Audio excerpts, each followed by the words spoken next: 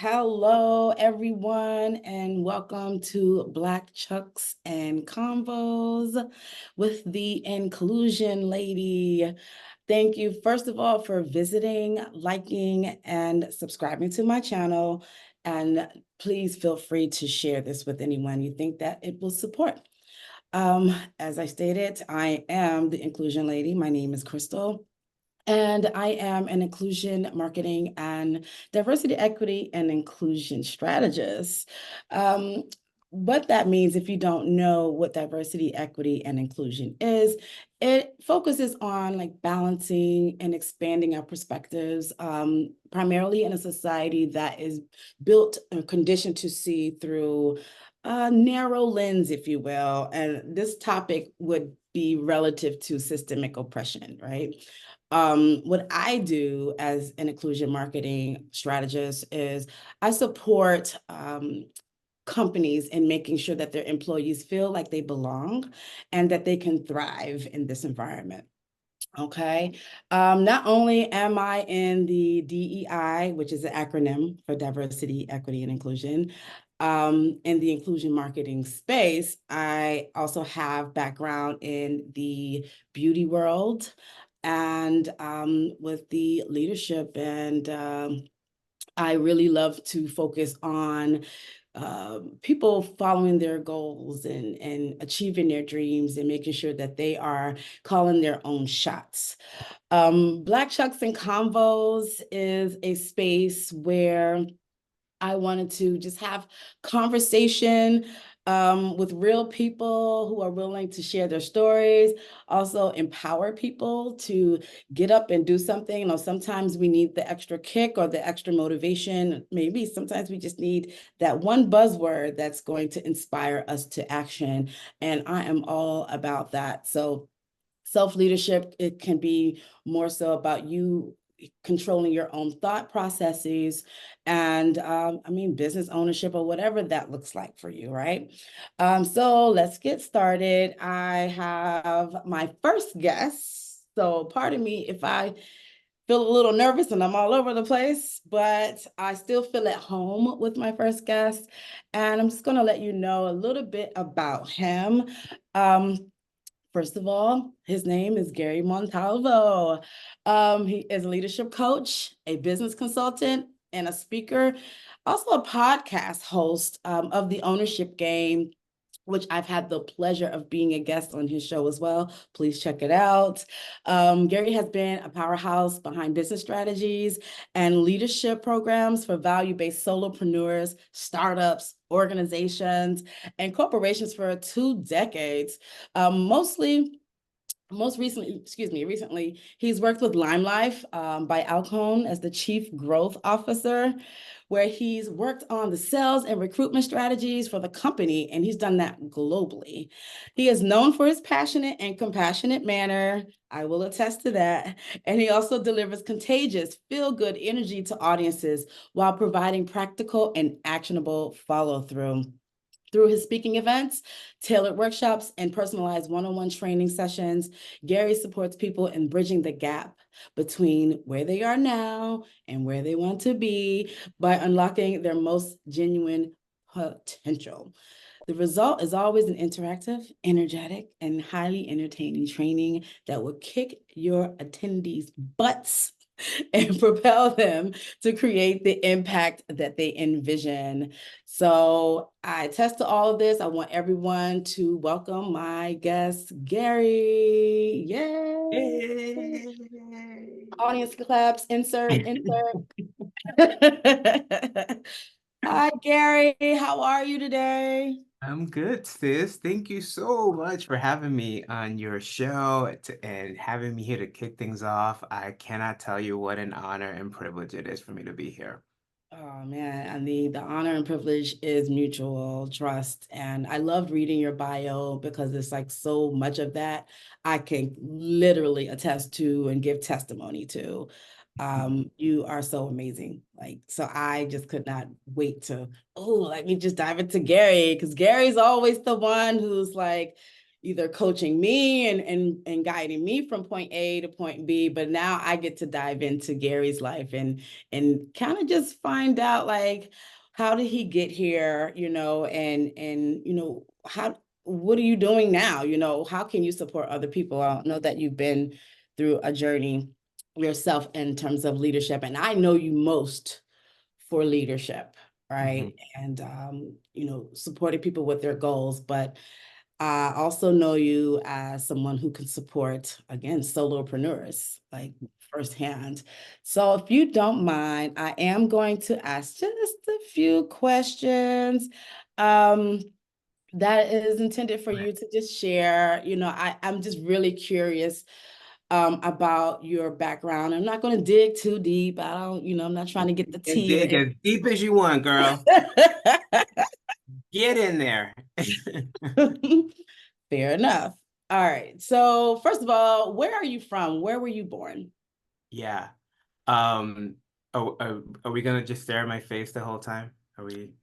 I mean, if you don't want to, I mean, look at these gorgeous Yeah, pictures. let's put our faces up so we can see each other. All right. All right. Fair enough. Fair enough. There we go. Let's Okay, there's a go. beautiful crystal. Okay, so I was born in New York. My parents are Dominican. I left New York and went back to Dominican Republic when I was about 2 or 3. Actually, a really cool story. My parents separated. Um, and my mom moved to Dominican Republic. My dad stayed here. Both my parents got remarried Oh, and had different families. So and my mom had another son. My dad had another son. 15 years later, they get back together. no. Yeah, they get back together and they have another child who's like my full brother, the baby brother now. And they've been together for like 30 years now, the second time around. Isn't that hilarious? That is like, whoa, what a story. Yeah. So I came back to the States when I was like 9, around 8 or 9 years old, and I grew up in Queens. And it was really interesting because, so I don't know, Queens is the most diversified county in the country, according to the census. Okay. So I grew up with incredible diversity around me, and as I did not really understand how unique that was. It wasn't until I started to become a teenager and go to Manhattan. Like I was an artist at first. I was in special art programs and they would send you to the museum. Oh, go to the Met. And I'm like, okay, no problem. So you'd get on a train and like go to the Met and like you'd cross the train and you go, oh, what happened to all the diversity? Like what happened, I remember going to Great Adventures in New Jersey and getting on the train, I mean on the car and like getting off at the rest stop and noticing something's really off here. Like what this does not look like all of a sudden it became very one color. But it wasn't until adulthood that I even figured out that like diversity is not a thing, because I grew up in the bubble of Queens in some ways, and it was really nice. And didn't realize that it was like not the world's not like that. Yeah, let me tell you, a girl from Virginia over here, me moving to New York was like an eye opener. Uh, And I will say, I really honor people who are born in New York because uh-huh. like you're really sitting on a gold mine. You're so rich with experience from Yeah, other cultures, but yeah. also you have a savvy that you grow up with that we don't, and I'll speak for myself that I didn't have Uh-huh. You have as it. a You have it present. now. Would you say? You have it now. Oh, I got it now. I Because know you do.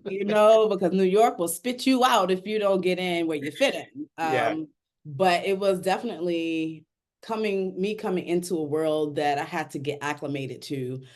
So I always tell New Yorkers, like, you have such a great opportunity that you're grown into, where you're be able to touch different cultures and be able yeah, to interact and understand that we're all human and we're all dealing with this rat race, yeah, together.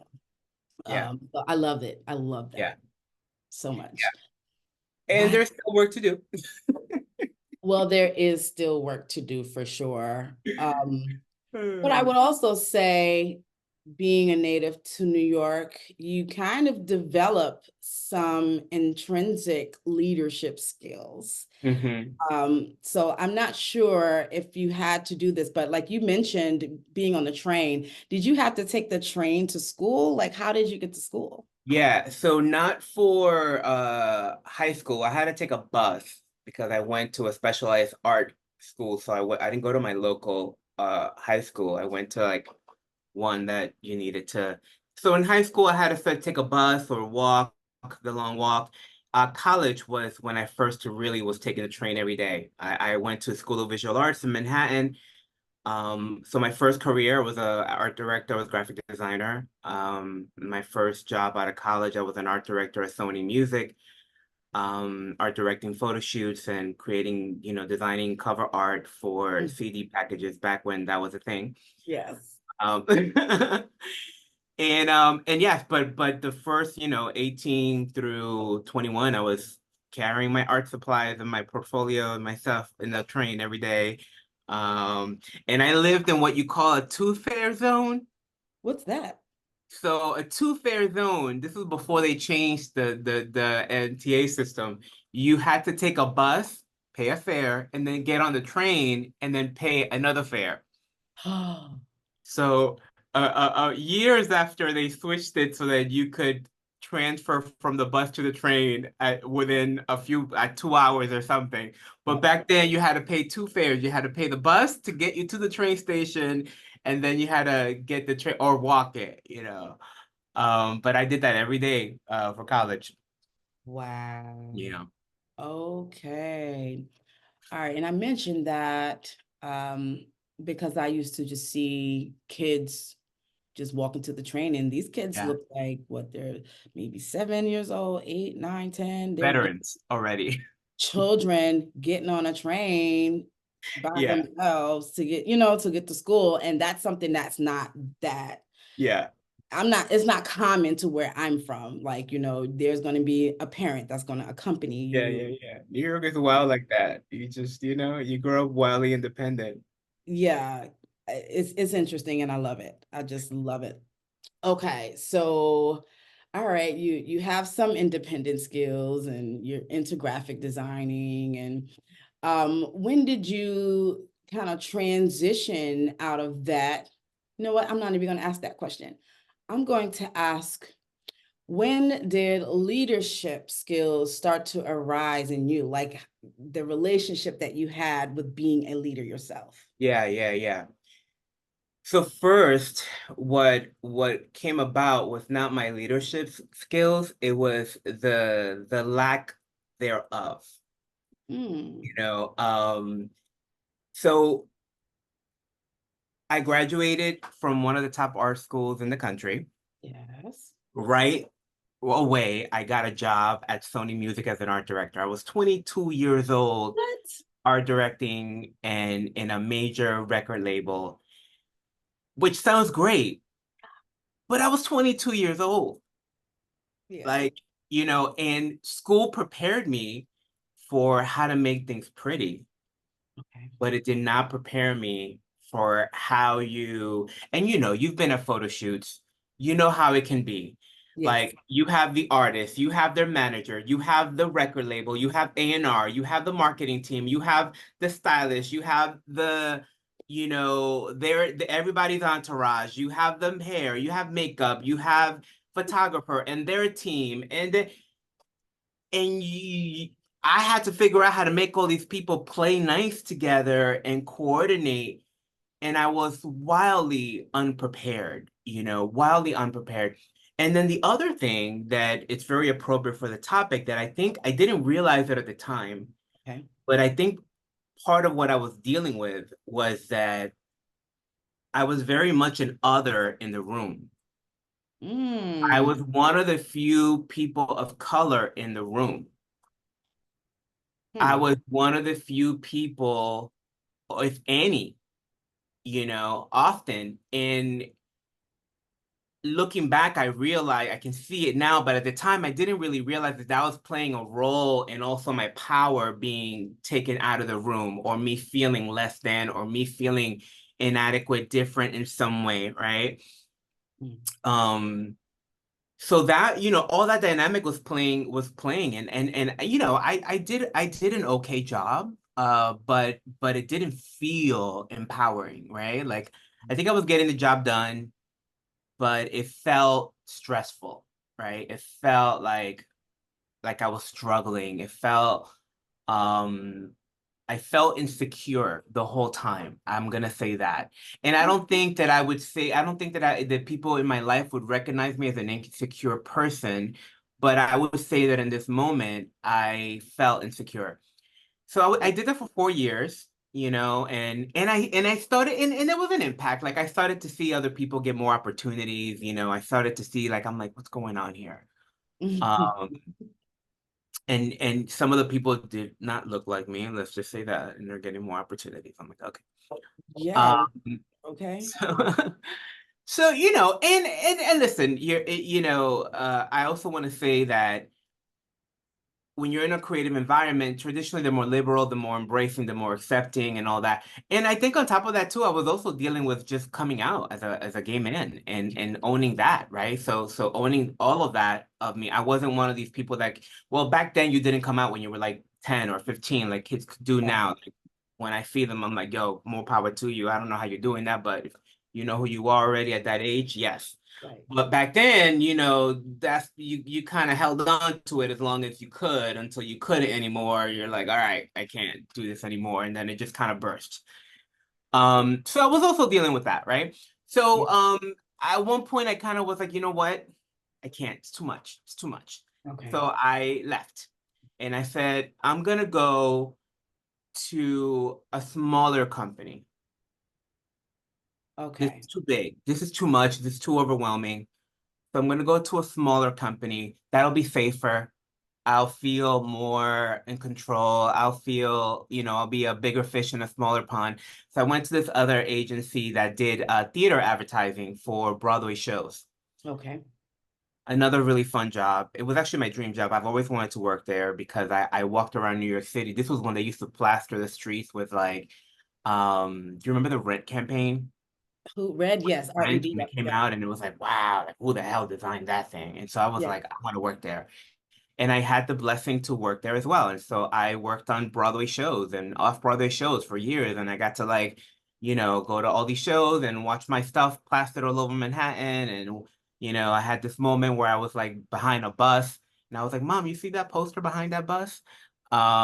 She's like, yeah. I'm like, I designed that. You know, Oh, I got to do the artwork for The Color Purple, the first time it was on Broadway with the painting. That was my design. oh, wow. Um, so it was another fun gig, Yes. but you can't get away from yourself, right? You take yourself wherever you go. So Yep. the same insecure guy that was afraid to step into his leadership, that was afraid to own all of who he was, that was afraid to, run things, Yeah. came to this environment as well, I right? have some questions before you go on. Yeah. Yeah, go ahead. All right, because I want to reel it into the exact things that you stated. All right, so I heard you say that you went to college, you got your degree and got hired like right away. Safe to say they didn't teach you leadership skills or managerial skills to understand that. So that's one thing that we probably should be putting into schools, perhaps how to lead and how to at least manage people, because that is a whole thing. And you were 22 years old. So I can't even imagine like a 22-year-old like manager Yeah, straight giving out of college. direction to people that are almost twice my age and twice my Yeah. experience. Like, yeah. How was that experience? I know you said you felt insecure, but like, how did you even figure it all out? I mean, I think it was a lot of faking it till I make it. Ah, I made it. okay. I think in the outside, it looked good. Okay. I don't know that I was like, woo, like thriving. I don't know that I was killing it, but I think in the outside, it looked good. You know, I've always had a nice personality. I'm very easy to get along with. I'm a hard worker. I'm service oriented. So all those things help me get through and connect relationships. I was well liked, and so it wasn't really like a problem, right? But inside, I was constantly panicking. So You do you know, think being well liked is an asset? it's an asset and it's an asset, but it also hurts you. Hmm. I think, you know, your social capital is definitely important, right? Your ability to form relationships, it's key, especially as a leader. Like people are just not gonna follow you if they don't like you. That's just the bottom line. People are Mhm. not gonna follow you if they don't have a connection with you. So you do have to develop the ability to open up to people to create enough intimacy and vulnerability so that they're connected to you in some way, shape, or form. I think that's true in a job as well. You need to be able to, you know, the people that are getting ahead are the people who are forming relationships, the people that are forming relationships with upper management. I think I was forming relationships, but my relationships weren't deep, Mm. you know, because how could they be? I was terrified. Yeah. You know what I mean? When you're terrified, you're not opening up. You're trying to pretend that you're like, God, I hope they don't figure it out. Right. Like, I hope they don't figure it out. Like that was really you just lock in the state of let's just pretend everything's okay. And it can get you by. It worked for me up to a time, but I wasn't happy Yeah. and I That. wasn't thriving, Yeah. That part. you know. Okay. And I certainly wasn't making an impact. Hmm. Hmm. Why would you say that? Well, when I left design, it wasn't even so I discovered coaching so by accident. I started to What? in me trying to figure out this feeling, Yeah. in me trying to figure out this, I started to get to a place where it wasn't it. Like this isn't it. Yeah. Like I'm not happy. Like I'm not, you know, on paper everything looks good, but I'm not happy. So I started to seek outside things. I started to look at therapy. And I found this personal development workshop, and it has it has stages, as you know. Yeah.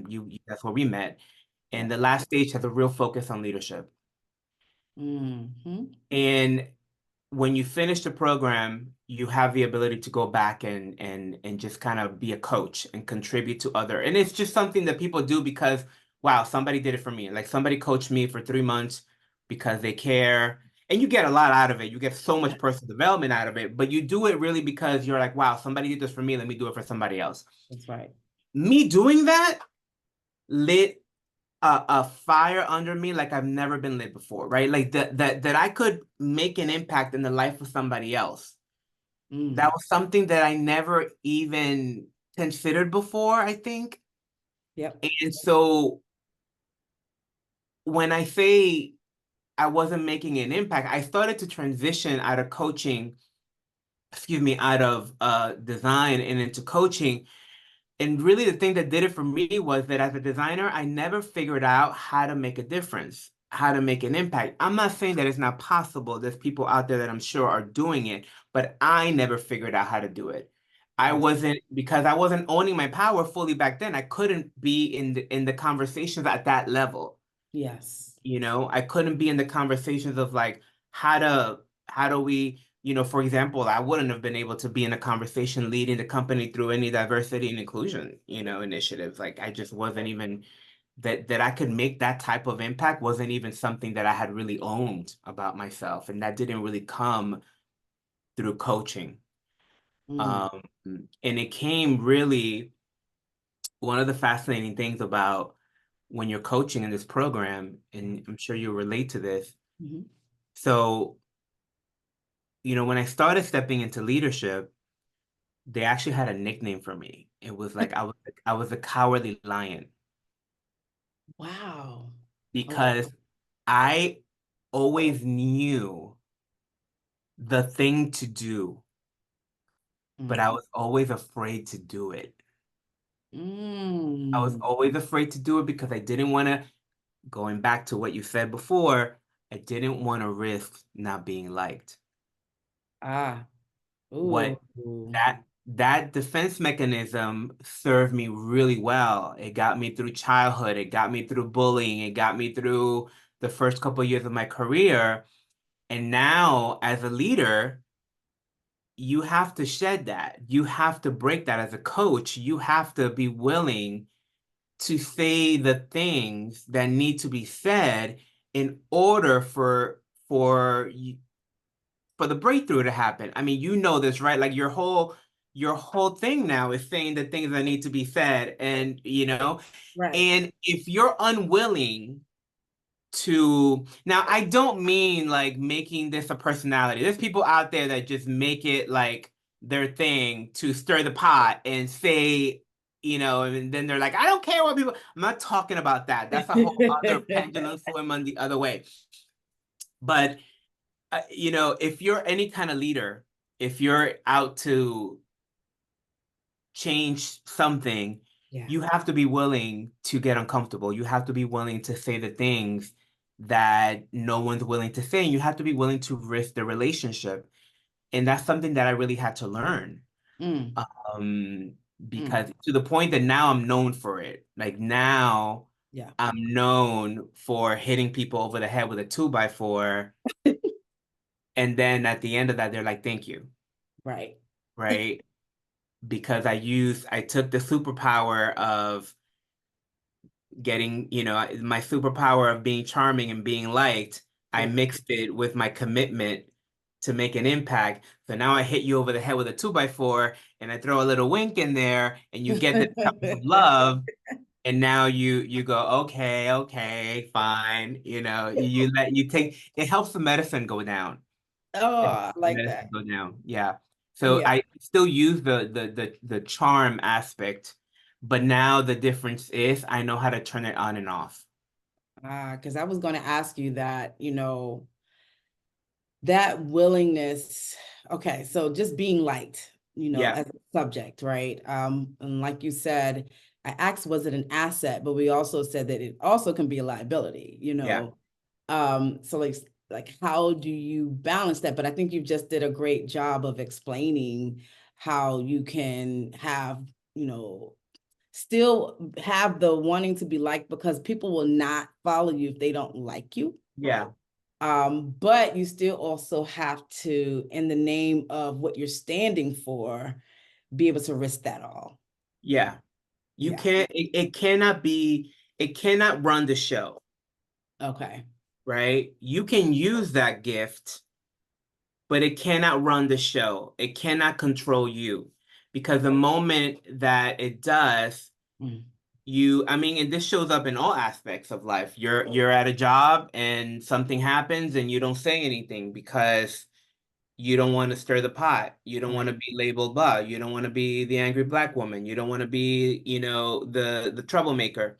So you let it go, and that creates a context now that perceives, right? It shows up in your relationships. You're in a relationship, your partner does something, you hope you don't want to risk it, you don't want to have a fight, so you suppress it. Right. Next thing you know, your partner has no idea that that thing's even an issue. They keep doing it. You keep suppressing, suppressing, suppressing. You finally go, "Ah," and all of a sudden your partner's like, "What's going on?" Now there's World War III. Now the relationship is losing intimacy. It becomes, this is actually a really big thing. Yeah. Um, but you know what did it for me? What's that? So I was coaching this program, and it was the first time I was coaching this program. This is really my first experience coaching. I had no idea what I was doing. I wasn't a coach. I was a cheerleader. I was a really good cheerleader, And you are still, but you had a and coach. I am. But now I coach, right? Yeah. Like Yeah. now. And here's the thing. So there was a point. Like this program has a checkpoint, and so like 2 months into the program, you're checking results. You're like, okay, we have a month left. Where is it? Yep. Where's everybody? And what I realized was that everyone in my group that I was coaching was failing At what? miserably. at their letter of goals, their accomplishments, Mm, the goals they declare they were going to achieve by the end of the program. that's right. They were failing miserably. But Crystal, they love me. Mm, They love me. They love some Gary. yes. And I had, and I really, but I had a heartbreak moment. You know, I literally fell to the floor because I Mm, love these people. And it broke my heart that my need to be liked yep. was shortchanging them from their experience of winning and having a coach that was really going to stand for them. Ooh. And in that moment, I said, never again. Mm, Never again will I be the reason why someone does not win. Never again. And so in that moment, I declared myself to be the type of leader that was going to say what was needed, that was mm, to have the difficult conversations. Now, I didn't have the skill set at the time, hmm. but I made the declaration. And Yes. then I began the process of learning how to do that. Ooh. Right? But I made the declaration. I said I will never be the reason why someone that I'm coaching doesn't win. I will never let my stuff get in the way. And so from that moment on, I started to train myself to get uncomfortable and say the things that I needed to say. And it's hard to like it still comes up for me. There are times that I know I'm heading into a conversation and I'm like, gotta say this thing, and I don't know how this is gonna go. Like spirit guide me. I'm like, but I say it. But I say it Yeah. because it needs to. If I really care Yeah. and I really want this person to win, and I'm really standing. The thing is, what I also learned is that if you do it from love and not from judgment, Yeah. meaning there is nothing wrong with where they are and there's nothing wrong with what they're doing. However, there is a bigger possibility and there is what they want, right? Like they said they want to start that business. They Yeah. said that. Yeah. There's nothing wrong that they're not on track. Right. But if I'm out to have them win at the game that they declared, Yeah. then I gotta be willing to say, yo, you say you want this business, but Yeah. when I look at your last week, you've been partying every night. Right. So which one is it? And like getting really quiet and letting them go, oh, I've just been busy. Okay, so if I give you $1 million to find some time to work on your business, will Right. you make it happen? Yeah, yeah. So you're lying. It's not that you're busy. Okay, you're right. You're right. You're right. So if it's not that you're busy, what is it that you're actually out to do? I'm avoiding it. Okay, great. There So we go. now we can deal with the real stuff. That's Why are you avoiding it? mm, And then you dig, right? And you really dig and you guide people to that place that yeah. they're avoiding so that they can have that breakthrough. Mm. Ooh, that was good right there. That was so good. I got so much out of that, and I love listening to your story because I don't know like how you've gotten to this place. But I want to touch on a few things that I heard you Yeah. say. So I know that what I heard you say was that you had put yourself in front of your people's goals, your group's goals. It was you wanting to be liked is selfish, Mm. you Well, know, it was a defense mechanism. That's which how I I survived my understand. childhood. Yeah, I get that because a lot of us are walking around wanting to Yeah, be yeah. liked. It was Like it was one Facebook of and the Instagram is you wanting oh, to be liked, it's you want the likes, it's manifested in such a different way now. So I totally get it. But I definitely wanted to see how it can be selfish of us to walk around like that, yeah. especially if you know that you're standing for someone, or if there's something that needs to be said and you don't say it, Yeah. out of like saving face, if you will. So I just thought it was interesting, and I feel that And it's so interesting too. Like, see, I kind of have the opposite problem, Hmm. where I would just say it and don't care. um, but I was coming from judgment, Hmm. so it was a little harsh. I was like very militaristic. Um, and I came that way too because I did start off kind of quiet. And one of the trainers was like, "You're walking around here smiling at everybody like a politician." And I was like, "What? Me? What? What?" I was called arrogant during my feedback. It was a lot. So I was like, "All right, I'm just going to start saying exactly what I feel." And that's exactly what I did. And where it worked on some people it did not work, you Yeah. know. Um, so I had like almost an adverse effect for, from just saying whatever it was, where I probably needed to add some of your cheerlead in my space too, right? So it's back again to that balance, you know. Yeah. It's Uh, just, you know what, how at the end of the day, Crystal, you know what it is? It's really a self-expression of love. yeah. It really what it is. What happens in those moments is that when you get caught up in judgment, is that you forget that you love people. Mm, And what you're dealing with is however that thing is impacting you, right? So it's like I'll give you a perfect example, yeah. right? Like last, my boyfriend last night we were driving back home. We came from seeing Cirque du Soleil, amazing Mhm, show, Echo. And I'm driving and he's like giving me directions. He's like, "Oh, go this way. Oh, go this way," which he does all the time. It drives me bananas. All right. In that moment, what I get triggered, right? mhm, I start to get, oh, I hate that. You keep doing it. It's very easy for me to forget that I love this person mm, and act out on that. But when I remember that, no, no, no, I love this person and yeah, he adores me so much. yeah. And this, whatever this is trying to express that, even if it's not. Then who shows up is someone who's present to love, and so you can take the judgment out of it. Mm. You know what I mean? That's really what it is. But first, you have to own that you're judgmental. That was one of the breakthroughs I had to have. I had to also own, oh no, I'm righteous. Can Like you I'm righteous.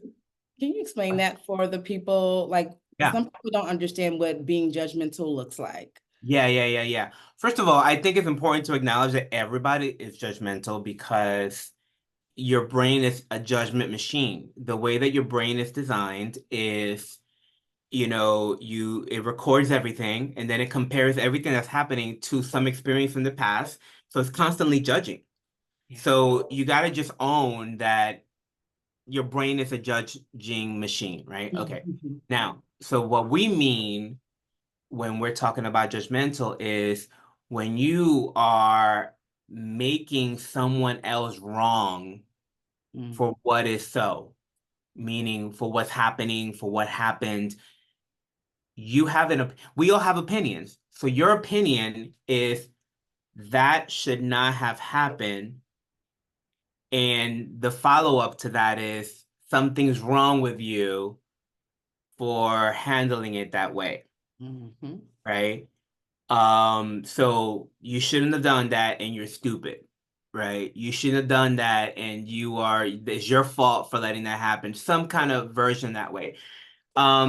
Typically it happens like that. To people that you typically do this is when uh, one of your defense mechanisms, growing up becomes trying to maintain control mm, by doing things the right way. mm, By avoiding. So you try to avoid failure.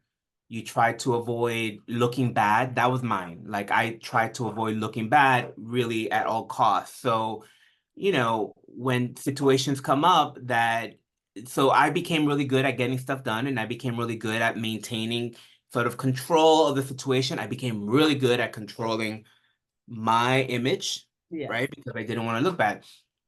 So now when I see people that are showing up outside of this thing that I've created, I go, that's you're doing it wrong. You're Mm, doing it wrong, and what's wrong with you, right? So if you're this happens a lot if you're a high performer. If you know, if you're this type of person that's really gold, knows how to get things done. If analytical people tend to do this a little bit too because they're very process oriented. hmm. So whenever you're going outside of the process, their brain goes, that's wrong, you're wrong, something's wrong with you. So you just, what we're talking about is acknowledging that you're passing judgment on people. And it's inconsistent. You cannot say, like, what I had to deal with is that I can't say that I'm a stand for everyone, that I'm out to make the world a better place, that I'm out to make an impact while I'm judging people. Mm. I can't do both. Two things can't occupy the same space at the same time. So I had to really deal with my judgmentalness so that I can come to the situation from a place of love. So how do you do that? Is it self-talk? I think you do a lot of leadership distinctions. Some of the training and personal development work that I've done. At the end of the day, it's a declaration. Mm. You just declare that this is who you are, that this is the game that you're going to play. And you deal with yourself anytime you show up outside of that. Yeah. Meaning, when you catch yourself judging because you're human and you will, you go, oh, I'm being judgmental. Never mind. I apologize. How can I support you? Yeah. As an example, right? Like you have to deal with calling yourself out every time you are showing up outside of what you've given your word to. And I've given my word to be someone who makes an impact. I've given my word to be someone who makes a difference, to be an expression of love. And I'm not saying I'm the Dalai Lama and I walk around like namaste, but whenever I show up outside of that, I address it. Yeah. I address it. This is amazing. And I'll ask you a few more questions before we start to wrap up. But Yeah. as you're speaking, I hear the voice in my head like, okay, I am definitely on the journey of like learning when well, I know that I'm being judgmental when I'm being judgmental. There was Mhm. a time in my life where I was like, okay, I need to stop that. And then after COVID, a whole lot of things changed. Yeah.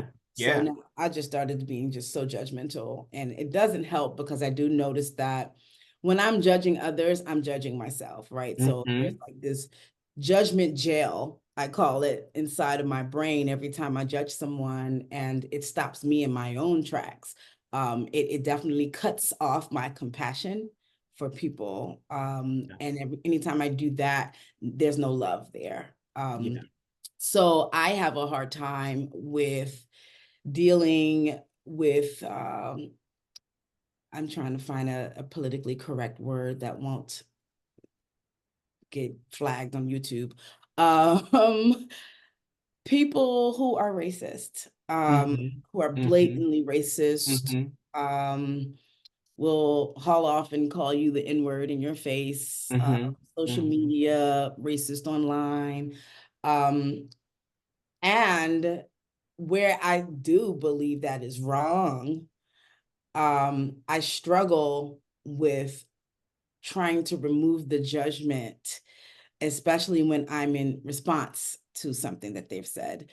And they're hauling it at me personally. Like I Hmm. understand if when I'm in a workshop and I'm here to teach you and you're here because you know that I'm going to teach you Yeah. something, and there's at least some type of willingness here to learn. But outside of the classroom and we're talking like person to person, it's like, how do I not judge this person for just calling all Black people monkeys or whatever it looks like?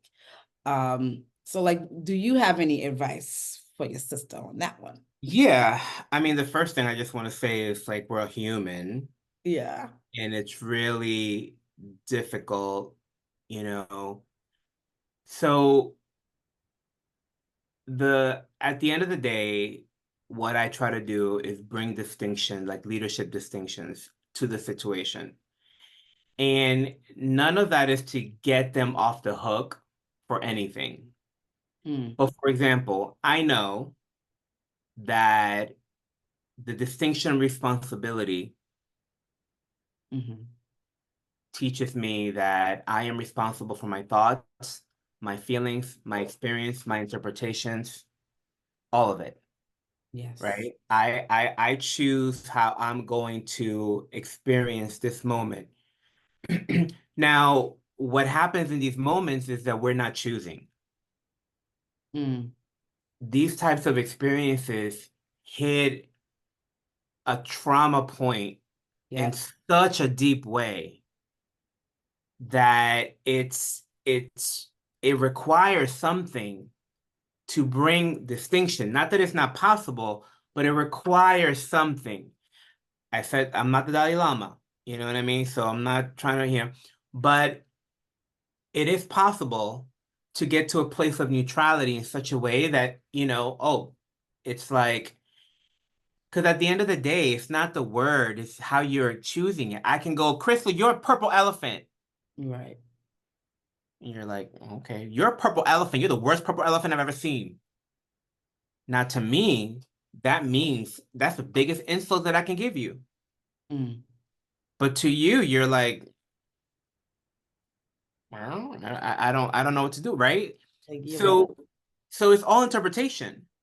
It's all Mm, interpretation. If you choose to interpret to not, I mean, a lot of times what I get present to when I see stuff like that is I'm like, wow, like the pain that you must be living your life in, the trauma that you must have in your life to be able to say that to someone, to have that kind of hate. And I get really compassionate and really um like mm, heartbroken for them, hmm. you know? Um Now, and that doesn't mean you sit there and you take it, you have to protect yourself and whatever you need, but you're responsible for your healing. You're Right. responsible for your healing. So if part of that is choosing to dismantle those wound, heal those wounds and dismantle those triggers so that when any situation, not just that, Right.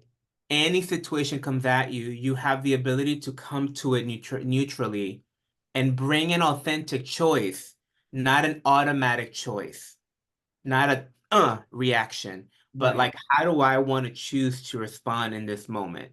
Mm, What's the biggest possibility in this moment that most aligns with how I want to live my life and who I said that I'm gonna be, right. And yeah, I said that I was gonna be a leader and I was gonna make so sometimes I gotta really like you want to flip somebody off in traffic and you're like, that's inconsistent with who I said I was. Mm, You know what I mean? Like I really said I wanted like that dude just said something and I really want to punch him in the face. mm-hmm. That's inconsistent with who I said I was. So I'm Oof. not gonna do that, Yes. you Come on, know? integrity. And sometimes all you can muster is just walking away. Right. And sometimes you can, do something else. Um, I remember seeing this video on YouTube of this woman. Mm-hmm. She was at court for the killer of her son. Mm, This young man had killed her son, and this mother was at court advocating for this young man mm, and trying to get the court to not give him life in sentence. And there's this moment where she's holding him and she's saying, I forgive you. mm. Like, I forgive you. Oof. And and I'm gonna be part of your life. And you see that, and I'm like, wow, It's powerful. wow, but it is powerful to make these kind of, and it's not your responsibility to do that. It's not that's the other thing, that it's a choice, that Right. it's not your responsibility to now go change the racist mind. Like, I'm not saying that. Like, again, you got to create your safety and whatever you need.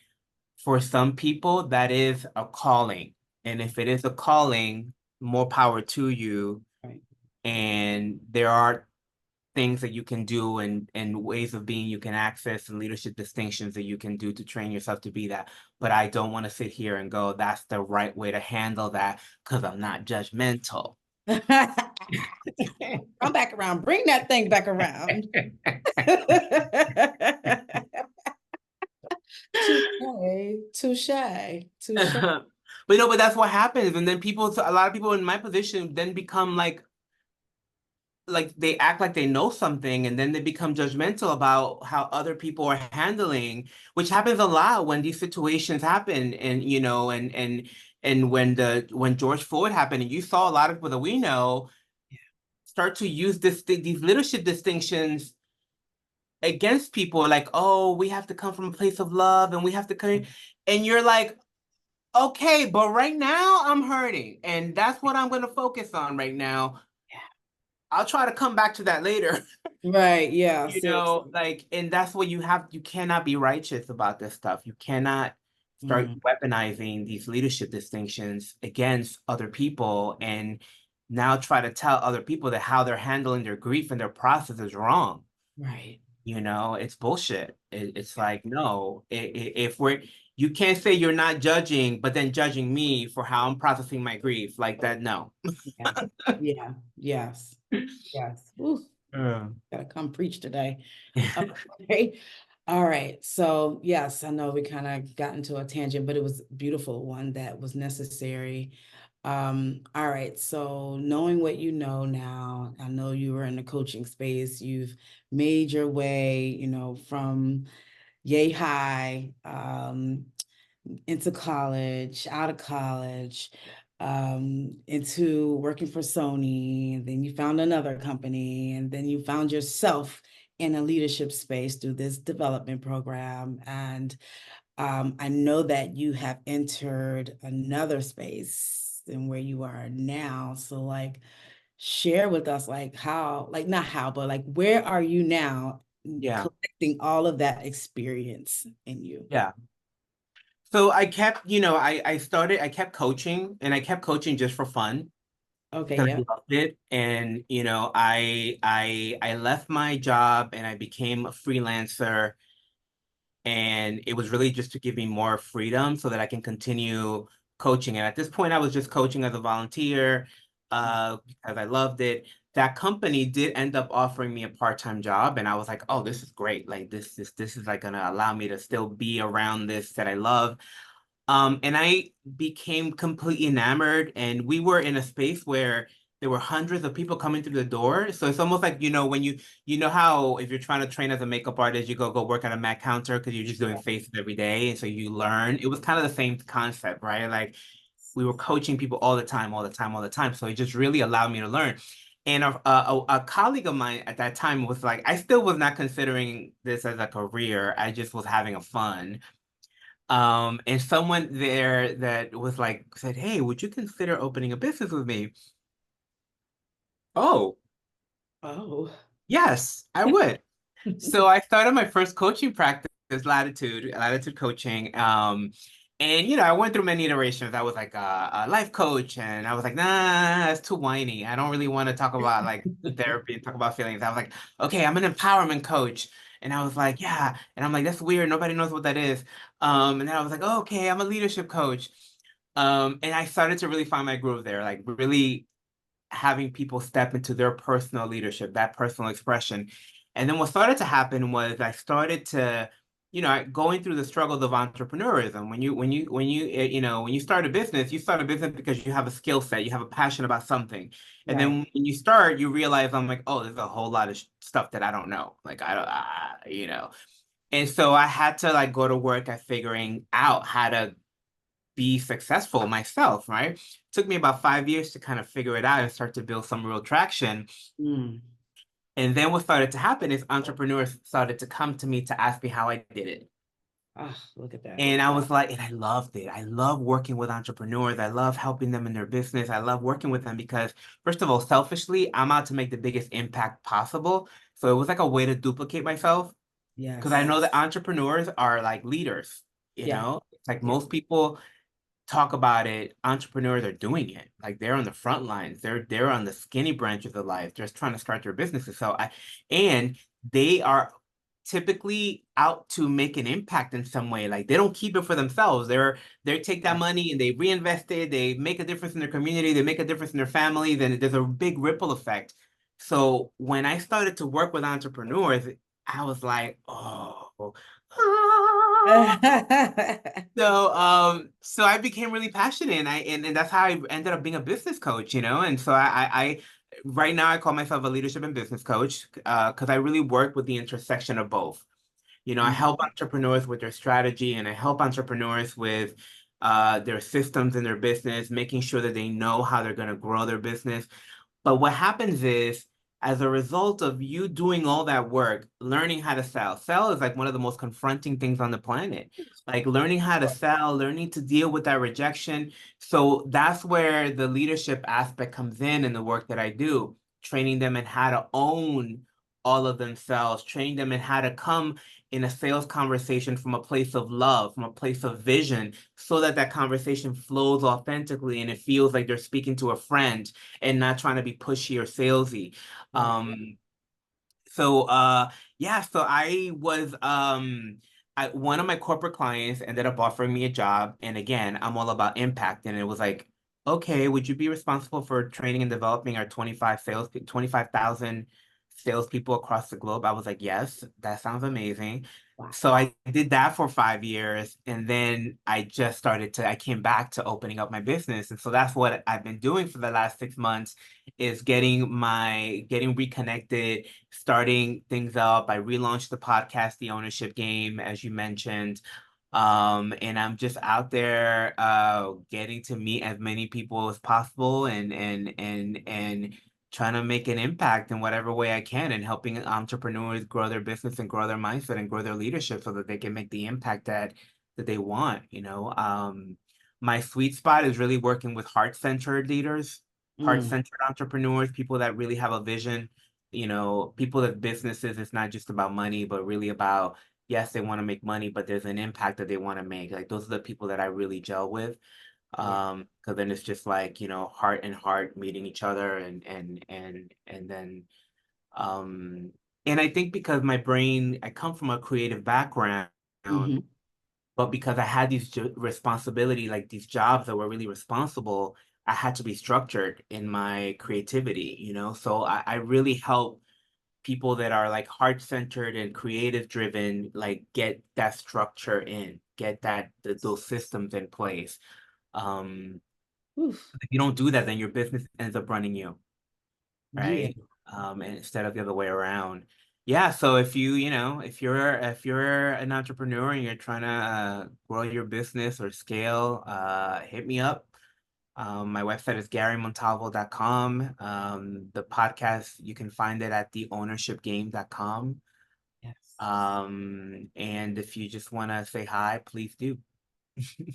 Yes, and just please follow Gary on also social media platforms. Thank you for sharing, everything that you have shared with me, but more so sharing yourself with others, with the planet, with entrepreneurs, because it's not easy. I am one of those entrepreneurs, and you have been a staple in my life from the leadership program up until now. Like, I really just love you as a person. And I am enjoying working with you as well in terms of my business and getting me out there and reminding me of the leadership distinctions that I need to come back to getting on those skinny branches, because like fear is never going to go away. It's just like Yeah, how you respond to that in there this you new go. venture. And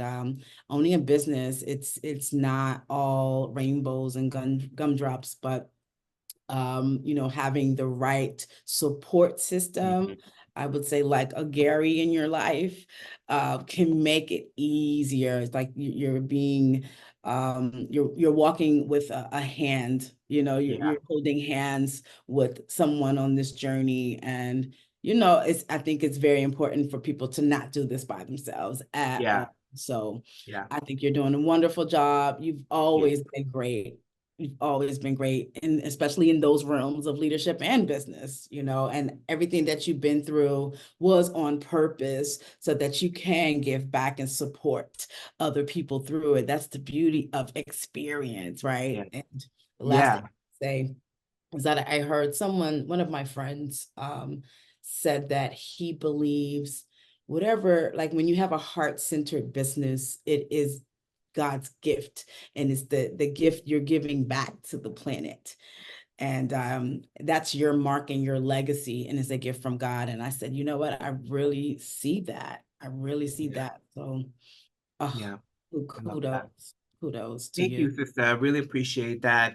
I'm so glad you're doing this and launching this and getting, having your self-expression out there. The world needs to hear your message as well. So I really acknowledge you for doing this. And yeah, it is scary. There's so many people talking about it. Hell, I talked about my podcast for 2 years before I did it. So but this when we finally step out there into our authentic self-expression, it's so sweet, so Yes. Come sweet. on. Yes. Nice It and sweet, is, honey. you know. Okay. So absolutely, and I'll be there anytime you call. Oh, my heart. Okay. My intention is to join the next round. I know that you have a program running right now. I'm jumping in on the next one, all right? Because I Okay. need this business popping. Yep. Okay.